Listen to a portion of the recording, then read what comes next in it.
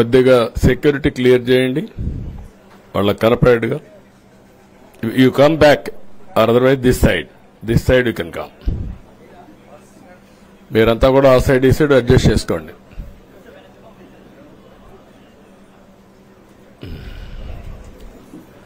ఏంటి బాగున్నారంతా?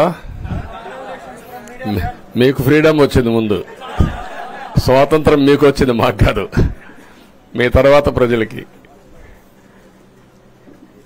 Okay, good. మళ్ళీ ఢిల్లీకి వెళ్తున్నా ఈరోజు.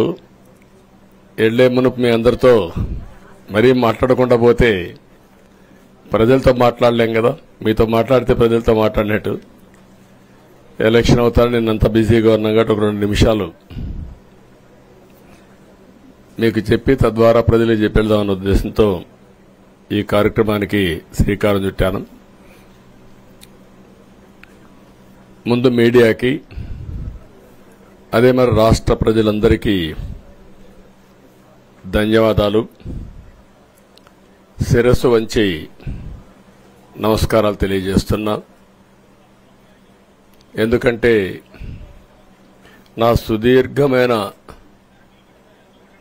రాజకీయ యాత్రలో ఈ 5 సంవత్సరాలు చూసిన ప్రభుత్వాన్ని నేను ఎప్పుడూ చూడలేదు. ఒక రంగం అని కాదు, ఒక వ్యవస్థని కాదు, ప్రజాస్వామ్య వ్యవస్థలన్నీ ఏ విధంగా ఇబ్బంది పడ్డాయో, ఏ విధంగా నిర్వీర్యం చేశారో మనం అన్ని చూశాం. అయితే మా ధ్యేయం ఒకటే, ప్రజలు గెలవాలి, రాష్ట్రం నిలబడాలి. దీనికోసం ఎన్ని త్యాగాలైనా సరే చేసి మళ్లీ భావి తరాల భవిష్యత్తు కోసం ముందుకు పోవాలని చెప్పి వెళ్ళాం. నేను చాలా ఎన్నికలు చూశాం. 10వ ఎన్నిక నిన్న.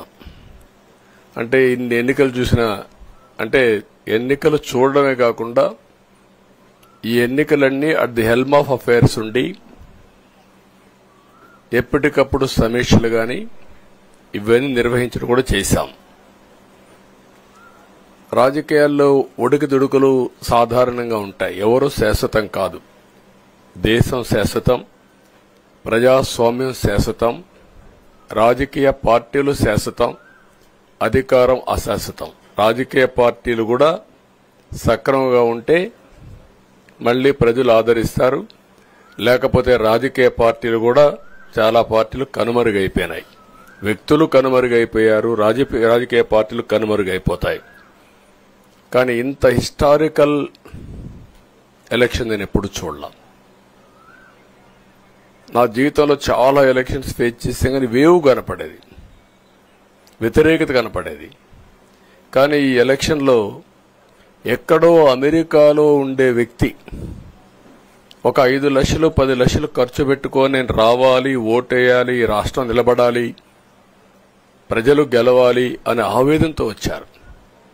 ఎక్కడో పక్క రాష్ట్రాల్లో ఎక్కడో కడుపు నిండడం కోసం కూలి పనులకైనటువంటి వ్యక్తులు, పాచి పనులు చేసుకునే వ్యక్తులు సొంత డబ్బులు పెట్టుకొని నేరుగా ఇక్కడ రైల్వే స్టేషన్లో చూస్తే, బస్టాండ్లో చూస్తే భోజనం కూడా ప్యాక్ చేసుకొని తీసుకొచ్చి ఇక్కడ భోంచేసి ఓటేసే పరిస్థితికి వచ్చారు. ఈ కమిట్మెంట్ ని ఏ విధంగా వర్ణించాలో నాకైతే అర్థం కాదు. ఏ విధంగా వాళ్ళని అభినందించాలో కూడా అర్థం కాని పరిస్థితి. అనేక ఎన్నికల్లో అనేక అనుభూతులు చూశాం. కానీ మేము అన్ని ఎన్నికల కంటే ఇది ఒక తెలుగుదేశం పార్టీ చరిత్రలో, ఆంధ్రప్రదేశ్ రాష్ట్ర ప్రజల చరిత్రలో సువర్ణాక్షరాలతో లిఖించదగ్గ ఎన్నిక. ఇది ఒక హిస్టారికల్ ఎన్నిక. ఆగస్టు క్రైసిస్ తర్వాత, ఎన్టీ రామారావు గారు పార్టీ పెట్టిన తర్వాత 83లో మేము గెలిచాం. అప్పుడు 200 సీట్లు వచ్చాయి. కొత్తగా పార్టీ పెడతానే ఎన్నికలకు వెళ్లి 9 నెలలు అధికారంలోకి వస్తే 200 సీట్లు వచ్చాయి.